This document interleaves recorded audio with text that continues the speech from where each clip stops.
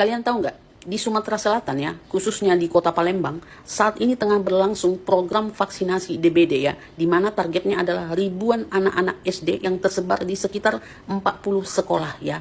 Dan kalian tahu nggak, setiap anak yang mau divaksin mendapat uang 350.000 ya. Dan ibu-ibu ya yang ikut sosialisasi vaksin ini juga mendapat uang 50.000. Ketika ditanya kepada Dinkes ya, itu uang untuk apa ya? Dinkes itu menjelaskan bahwa uang 350.000 itu adalah uang kompensasi, uang transport, bukan uang karena mau divaksin. Apa bedanya, Bambang? Dan kalian tahu uang itu dari mana asalnya?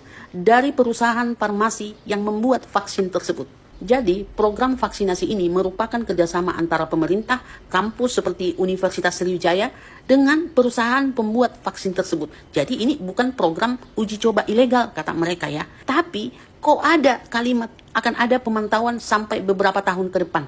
Kalau vaksinmu sudah aman ya, kalau vaksinmu dijamin aman, sudah teruji secara klinis, kenapa harus kau pantau lagi sampai beberapa tahun ke depan? Udah gila ya kalian ya. Sampai kampus juga ikut bekerja sama untuk mencucuk anak-anak. Ini yang disasar itu anak-anak loh, anak-anak SD.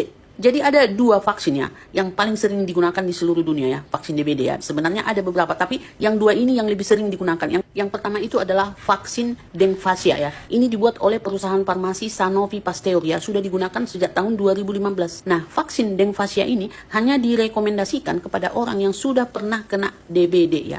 Kalau diberikan kepada orang yang belum pernah kena DBD, maka justru bisa meningkatkan resiko gejala berat ya. Fokus dulu kalian ke kalimat ini ya. Kalau diberikan kepada orang yang belum pernah kena DBD, justru meningkatkan gejala berat ya. Artinya kalau ada seseorang yang belum pernah kena DBD, terus diberikan vaksin Dengvasia ini, kalau dia nanti kena DBD, maka sakitnya itu makin parah coy. Artinya apa ya? Kalau ada vaksin seperti ini yang justru meningkatkan resiko gejala lebih berat, artinya tidak tertutup kemungkinan ada vaksin lain yang juga seperti itu ya kan. Ketika diberikan kepada orang yang belum pernah kena, maka sakitnya justru lebih parah coy. Nah, vaksin yang kedua itu adalah vaksin Qdenga. Aku nggak tahu cara bacanya, pokoknya Qdenga ya, seperti ini nih.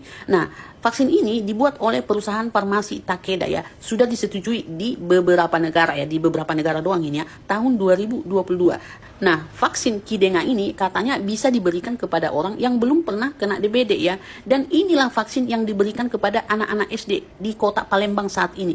Dan perusahaan Takeda inilah yang memberi uang ya, 350.000 kepada setiap anak yang sudah divaksin. Pertanyaannya ya, perusahaan farmasi Takeda ini tentunya sudah mengeluarkan uang banyak, waktu banyak ya, energi yang banyak untuk membuat vaksin tersebut. Lah, tujuannya kan untuk mencari keuntungan ya. Mereka membuat vaksin itu ya bertahun-tahun, kemudian menjualnya tujuannya kan untuk mendapat keuntungan. Lah, kenapa mereka mau kasih duit 350.000 kepada anak-anak yang mau divaksin?